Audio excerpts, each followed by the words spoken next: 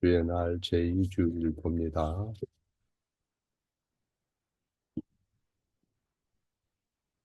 주의 날 제2주 제3문 당신은 당신의 죄와 비참함을 어디에서 압니까? 하나님의 율법으로부터 압니다. 제3문 하나님의 율법이 우리에게 무엇을 요구합니까? 그리스도께서 우리에게 마태복음 22장에서 이렇게 요약하여 가르치십니다. 네 마음을 다하고 목숨을 다하고 뜻을 다하여 주 너희 하나님을 사랑하라 하셨으니 이것이 크고 첫째 되는 계명이요 둘째는 그와 같으니 내 이웃을 내 몸과 같이 사랑하라 하셨으니 이 두 계명이 온 율법과 선지자의 강령이니라. 아멘. 요한일서 5장 3절 하나님을 사랑하는 것은 이것이니 우리가 그의 계명들을 지키는 것이라. 그의 계명들은 무거운 것이 아니로다. 아멘. 어, 우리가 율법이다 할 때, 율법은 많은 사람들이 어, 마음속으로 무겁고 뭔가 짐이 되고 내게 유익이 되지 않는 것이다 이런 선입견을 가지고 있는 것 같아요. 그러나 하나님께서 우리에게 주신 율법은 놀라운 선물인 거죠. 어, 오늘날 많은 사람들이 본성 자체가 법에 대해서 별로 좋아하지 않아요. 국가의 법도 그렇고 또 사회의 법도 그렇고 음, 일터나 가정이나 교회가 됐든 항상 거기에는 규칙이라는 게 있고 규정이라는 게 있는데 별로 좋아하지 않습니다. 심지어 우리가 이 스쿨존 같은 데 지나가면서도 30km 제한 이렇게 써 있으면 그 표시판을 굉장히 부담스럽게 생각하는 그런 사람들도 있어요. 차라리 그런 게 없이 그냥 스쿨존 앞에서도 속도 제한하지 않고 마음대로 달리면 좋겠다 이런 생각을 늘 하면서 어, 이렇게 지나가는 그런 사람들이 상당히 될 거예요. 그래서 대체적으로 사람들은 교회의 어떤 규정이라든가 규칙이라든가 국가의 규정이나 규칙이 자기 생각과 일치하지 않는다 이런 생각이 은연중에 있어요. 그래서 그걸 벗어버리고 싶어 하는 거죠. 자기식으로 하나님 섬기고 싶은 거예요. 자기 하고 싶은 대로. 가정에서도 자녀들이 그러잖아요. 자녀들이 사춘기 때 말 안 듣죠. 네? 지 하고 싶은 대로 밥 먹으라 해도 안 먹고, 저녁에 오면 PC방 가지 말라고 그래도 가고, 또 친구 집에서 자지 말고 집에 와서 자라고 그래도 친구 집에 가서 밤을 새우고, 또 방학 때는 어디 저 해외 뭐 놀러 가려고 그러고, 네? 그래, 자기 하고 싶은 대로 하려고 그러는 거예요. 모든 국가 법 규칙이 됐든 사회 어떤 규칙이 됐든 교회 규칙이 됐든 그걸 벗어버리고 싶어 하는 거죠. 어, 그래서 오늘날에는 국회에서도 법 해석을 가지고 자기들에게 유리하게 그걸 적용하려고 그러고 또 그런 어떤 주요한 어떤 창조 원리가 있어도 뭐 아랑곳하지 않고 그런 것을 폐기하려고 그러고 수정하려고 그러고 그렇게 하는 거죠. 생명에 관한 율법들, 어, 또 결혼에 관련된 법들, 또 가족에 관한 법들, 어, 그러한 것들이 불공정합니다. 내게는 맞지 않습니다. 내 권리를 이런 것은 제한하잖아요. 어, 나는 그래서 국가의 법을 싫어합니다. 어, 그런 것은 옛날에 유신 정권 때 만든 거잖아요. 뭐 이런 식으로 나오는 거죠. 어? 그래서 새로운 것을, 새로운 법을 만들고 새로운 체계를 만들기 위해서 기존의 법은 다 뜯어고치고 뒤집어 버려야 됩니다. 뭐 이런 식으로 주장하는 그것이 오늘날 대체로 사람들 본성 속에 숨겨 있는 그런 것들이. 그러나 하나님의 율법은 하나님 우리를 지극히 사랑해서 주신 선물이라는 것. 그 율법은 시대를 초월합니다. 하나님 말씀은 시대를 초월하죠. 예, 하나님의 말씀이나 율법은 실수가 없어요. 왜냐하면 하나님 율법은 하나님의 완전한 지혜에 뿌리를 두고 있고 근거하기 때문에 예, 그 율법을 보면 간단 명료해요. 아주 직설적이고 개인적이고 솔직하고 아무리 사람이 그것을 부인하고 바꾸려 할지라도 하나님 말씀은 분명하게 말씀하는 거고 그 말씀에 우리가 귀를 기울여야 지혜로운 자예요. 아이고 나는 부담스러우니까 나는 내 방식대로 하나님 섬길 거예요. 그거는 굉장히 어리석은 거예요. 응? 자녀들도 지 방식대로 살겠다고 그러고 학교 공부도 안 하고 어? 학교 가기도 싫어하고 왜 공부해야 되냐고 내가 왜 이런 공부를 해야 돼요? 이런 거 다 쓸데없어요. 이렇게 얘기한다면 부모 입장에서는 기가 막힌 거죠.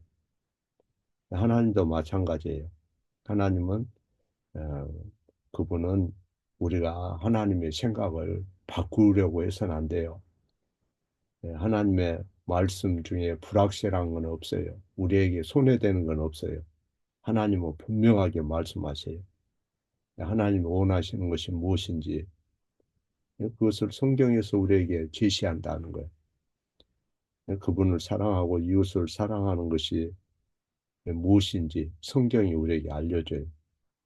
거듭거듭 우리에게 재확인시키고 또 상기시키고 그걸 잊지 말라고 그러고 생명의 길로 가라고 그러고 어? 여러 방편으로 여러 모양으로 하나님은 우리에게 자신을 계시하신다. 그러나 육신의 본성을 가진 우리에게는 이 율법이 어떤 면에서 상당히 부담스럽고 고통스러운 것도 사실이에요.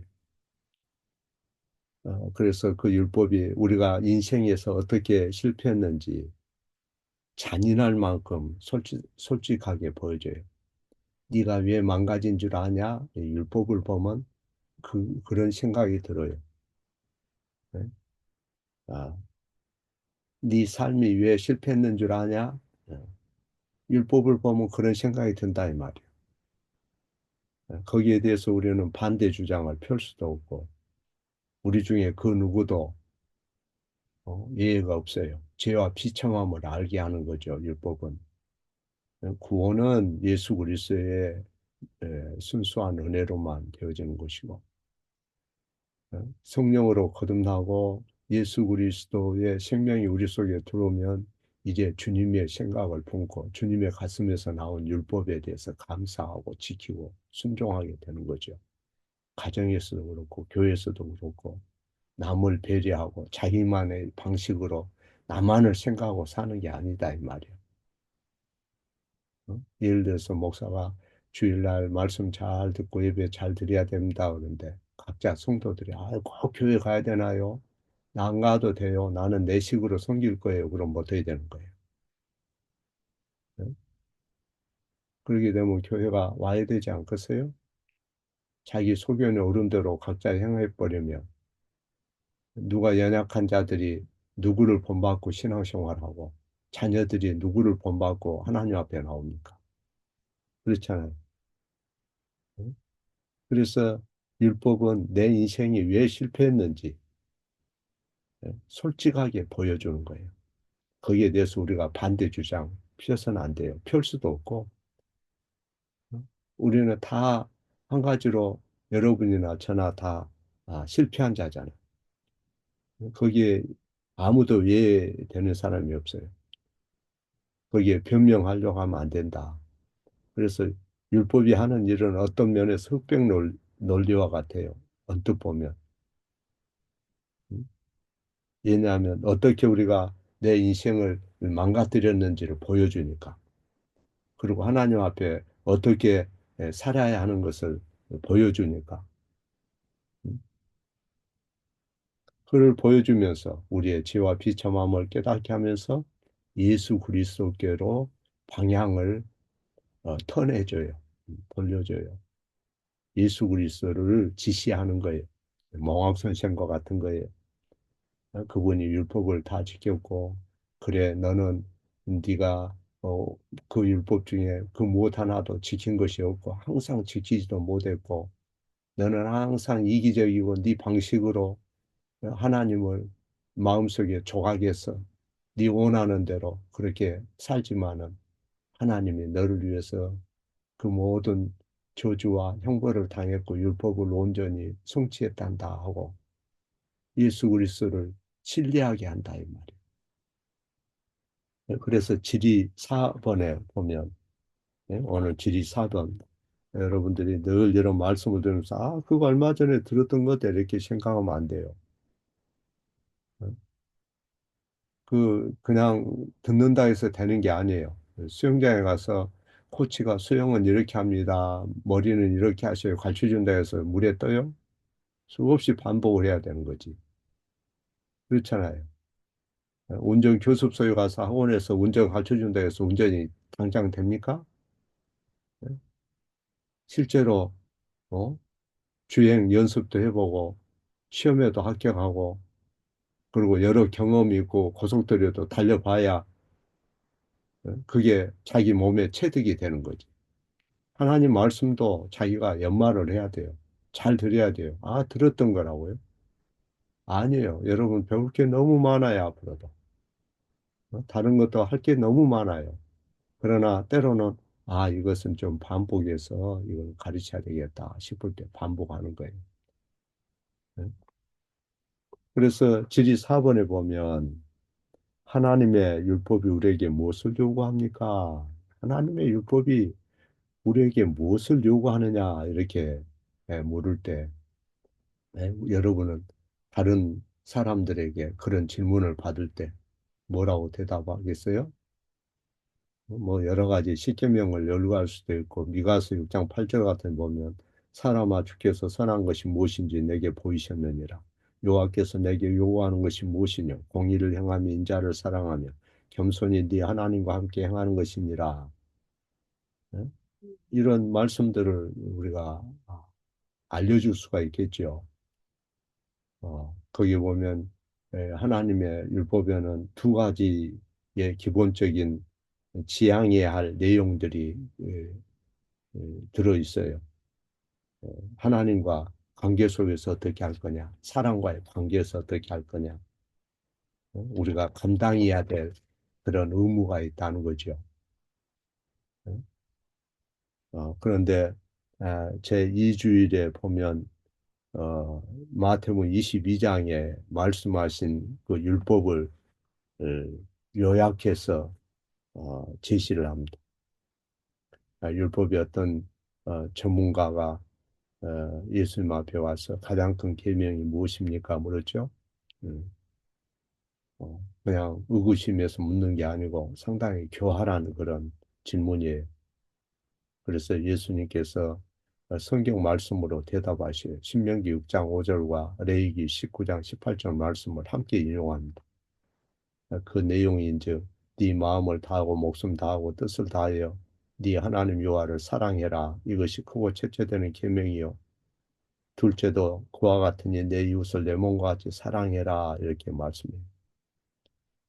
율법에 대해서 간단하면서 직설적이고 요약이 되어 있지만 많은 것을 포괄하는 그런 말씀이에요.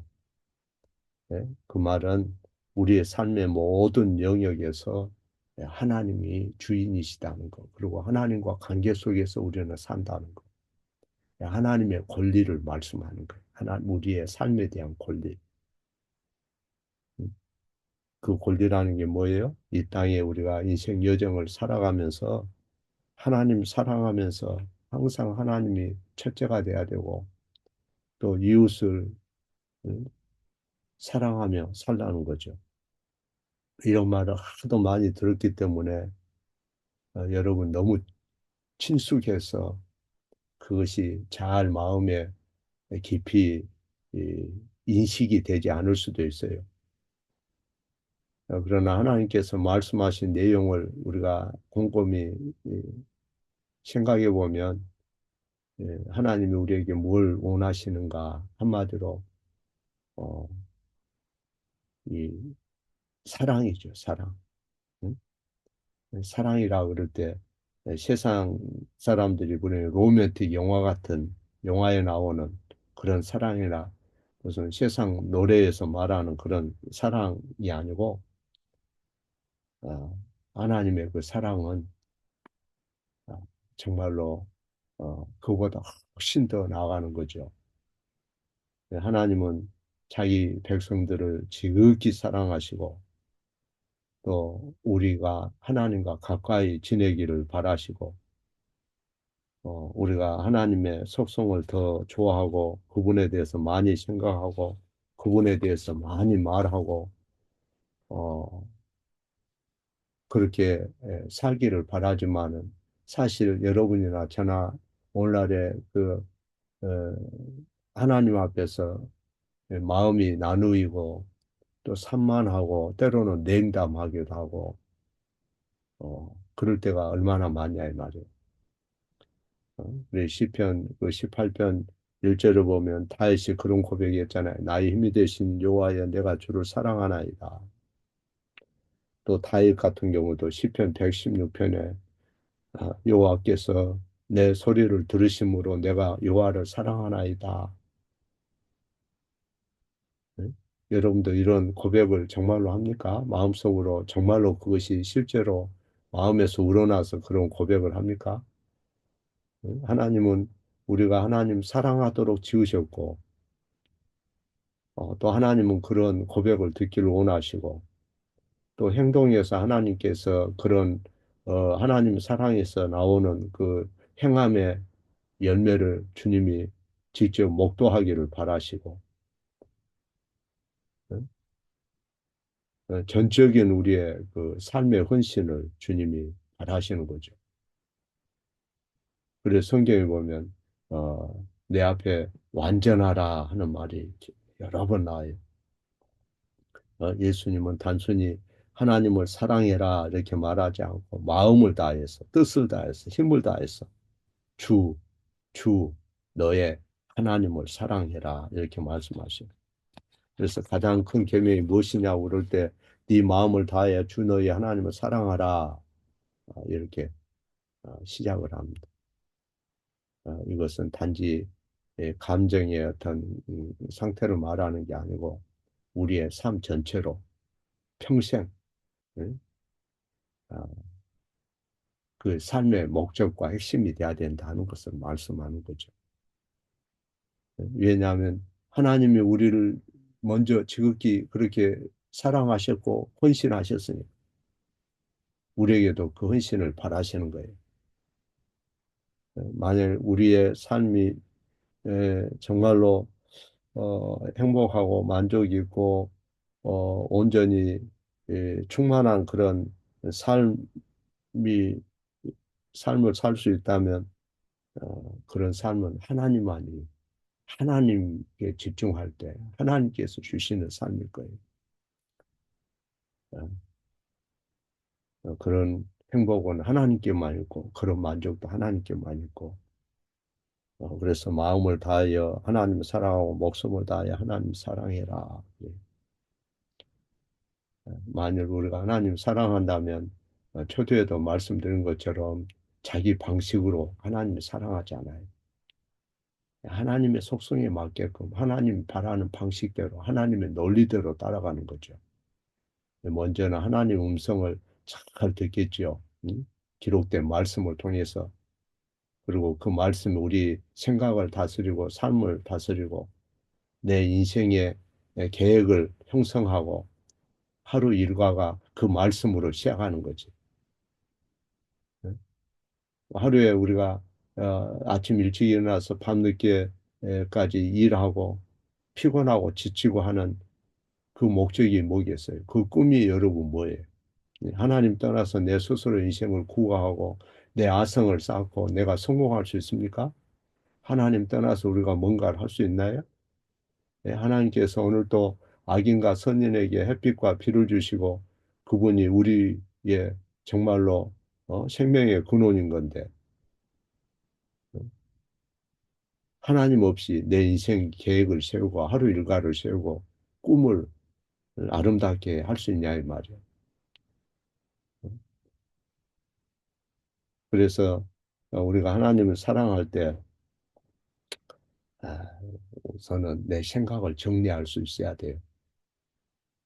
뭔가 내 아집, 내 고집, 네? 아, 뭔가 하나님께서 지어주는 그 의무, 그거는 단순히 뭐뭐 해야 된다 이런 의무가 아니고 예수 그리스도께서 먼저 사랑하셨고 하나님 이렇게 지극히 우리를 아끼셔서 영생을 허락하시고 하나님 자녀 되게 하고 이 세상에서도 주님이 늘 아버지로서 우리의 필요를 공급해 주시고 음, 그렇게 하시는 분인데 하나님 안에서 만족을 얻지 못하겠어요. 나는 내 방식대로 살아야 되겠어요. 내게는 내가 섬겨야 될 신이 있어요. 우상이 있어요. 내게는 하나님이 싫어하더라도 내 허황된 거 내가 가져야 되겠어요. 그렇게 하면 곤란한 거지요. 네? 만약에 그런 생각이 있다면 하나님 앞에 예배드리기 위해서 아침에 일찍 일어나는 것도 부담스러울 것이고 하나님께서 야 성적 순결을 지켜라 하는 것도 굉장히 기분 나쁠 것이고 야 돈을 사랑하면 일만하게 불의가 된단다 그러면 그것도 아이고 하나님 무슨 말씀하세요? 어? 나는 그것이 좋은데요. 끝까지 그렇게 고집부리면 성령이 어떻게 그 사람을 다스리고 주관하고 인도할 수 있겠어요? 그리고 진리의 말씀에 주목하고 자녀들의 말씀으로 어떻게 키울 수 있겠냐 이 말이에요. 어? 우리는 율법을 하나님이 우리에게 교회에 부과해 줬고 성도들에게 부과해 줬기 때문에 지키는 게 아닙니다. 하나님 먼저 우리를 사랑했고 구원하셨고 성령으로 중생케 하셨고 영생을 하나님 약속하셨고 하나님 우리를 정말로 지극히 사랑하시기 때문에 그리고 하나님께서 그 가슴에서 나온 말씀이 너무나 우리에게 필요한 것이고 하나님 면전에서 중요하기 때문에 그분이 그를 우리 인생에서 바라기 때문에 우리는 뭐뭘 해야 된다 이런 차원이 아니고 당연히 그렇게 되게 되는 거죠. 믿음이 있으면 열매를 맺게 되는 거죠. 그래서 요한일서 5장 3절에 하나님 사랑하는 것은 그의 계명들을 지키는 것이라 하나님 말씀을 믿음으로 합해서 받고 예수 그리스도를 알게 되고 그 사랑을 알게 되고 주님의 말씀이 우리의 생각을 지배하고 내가 사나 죽으나 주의 것인 것을 알고 주님 앞에 자기 자신을 내려놓을 줄 알아야지요.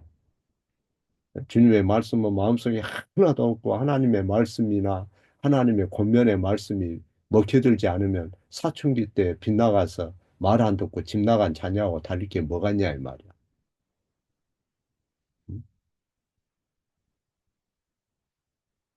하나님께서 권면하는 그 말씀이 부담이 된다면 뭔가 아직 예수 그리스도 아는 지식이 너무나 부족하다는 걸 증명하는 거죠. 그래서 우리는 힘을 다해 네 하나님 여호와를 사랑하라 하는 이 말씀이 음, 내게 정말로 내가 어떻게 받아들이는가? 정말로 하나님은 나의 진지한 마음과 열렬한 사랑을 받기에 합당한 분인가? 아니면 내가 기분 좋고 여유가 있을 때 형편 좋을 때만 내가 짜 맞춰서 적당하게 내 방식으로 섬겨도 되는 그런 분인가? 잘 생각해 봐야 돼요. 어,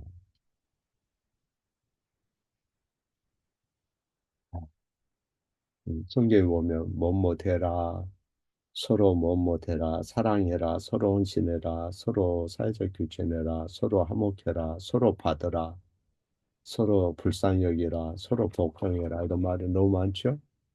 너무너무 많아요. 왜 성경은 그렇게 얘기하죠? 누구에게 그 말을 하는 거예요? 네?